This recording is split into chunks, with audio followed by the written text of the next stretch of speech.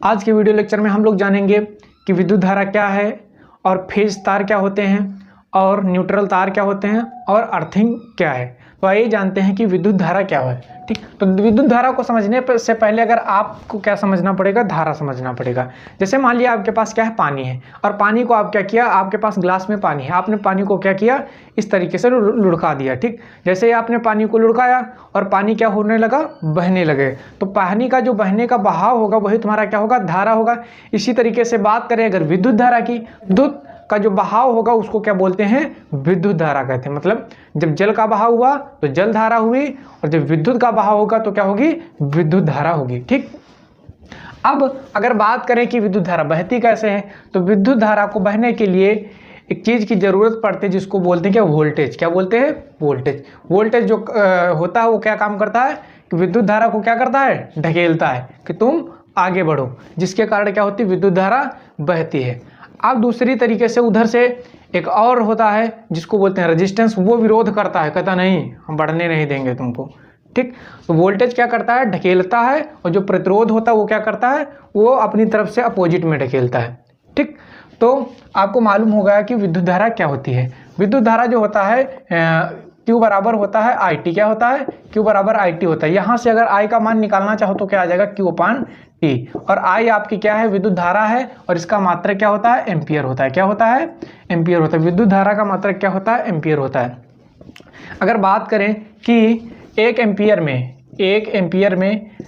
में कितने इलेक्ट्रॉन निकलते हैं, तो एक एम्पियर में जो इलेक्ट्रॉनों की संख्या होती है वो कितनी होती है, 6.25 × 10⁻18 इलेक्ट्रॉन पर सेकेंड। मतलब एक सेकेंड में कितने इलेक्ट्रॉन निकलेंगे, इसमें से एक एम्पियर धारा में 6.25 × 10⁻18 इलेक्ट्रॉन निकलेंगे एक एम्पियर धारा में, वो भी कितने समय में, एक सेकेंड में। ठीक, तो आई होप ये आप सभी को समझ में आ गया होगा। अब इसके बाद बात करेंगे क्या है कि फेज। क्या, फेज। और उसके बाद बात करेंगे क्या, न्यूट्रल। पहले जानते हैं कि फेज क्या होता है। ठीक, तो फेज अगर जनरली भाषा में आप अपनी भाषा में समझना चाहें तो उसको बोलते हैं गर्म तार। क्या बोलते हैं, गर्म तार, जिसका कलर कैसा होता है, लाल रंग का होता है। कैसा होता है, लाल रंग का होता है। आप लोगों ने देखा होगा कि जब आप कोई डिवाइस खरीदने जाते हैं तो वहाँ पे लाल और काले कलर के दो तार होते हैं। तो जो आपका लाल तार होता है वो गर्म तार होता है, जिसको बोलते हैं क्या, फेज। ठीक, अब उसके बाद बात करेंगे क्या है कि न्यूट्रल की। तो न्यूट्रल जो होता है, अगर इसको अपनी भाषा में बोलना चाहे तो उसको बोलते हैं ठंडा तार। क्या बोलते हैं, ठंडा तार। ठीक, इसका कलर जो होता है सामान्यतः किस कलर का होता है, काला। इसको काला बनाया जाता है। ठीक, इस पर जो प्लास्टिक का आवरण होता है वो कैसा होता है, काले कलर का होता है। वो तुम्हारा क्या होता है, न्यूट्रल। इसको बोलते हैं ठंडा तार। ठीक, और इसको क्या बोलते हैं, गर्म तार। क्या बोलते हैं, गर्म तार। ठीक, अब इन दोनों का काम क्या होता है, फेज का काम क्या है और न्यूट्रल का काम है क्या है। तो मैंने मान लिया कि ये हमारे पास क्या है, एक डिवाइस है। क्या है, एक डिवाइस है। ठीक, अब डिवाइस जब है तो इसमें दो तारों की जरूरत पड़ेगी। एक तुम्हारा होगा फेज, दूसरा होगा आपका क्या, न्यूट्रल। जब ये आप लोग कोई भी डिवाइस खरीद के लाते हो तो दो ही तार तो होते हैं उस डिवाइस को चलाने के लिए। एक होता है तुम्हारा फेज, दूसरा होता है क्या, न्यूट्रल। ठीक, तो मैंने मान लिया कि ये आपका क्या है, फेज है, और ये आपका क्या है, न्यूट्रल है। ठीक, अब फेज, ये क्या है, फेज, ये आपका फेज जिसको बोलते हैं आपके गर्म तार। ठीक, ये किस कलर का होगा, लाल रंग का होगा। ठीक, दूसरा आपका क्या है,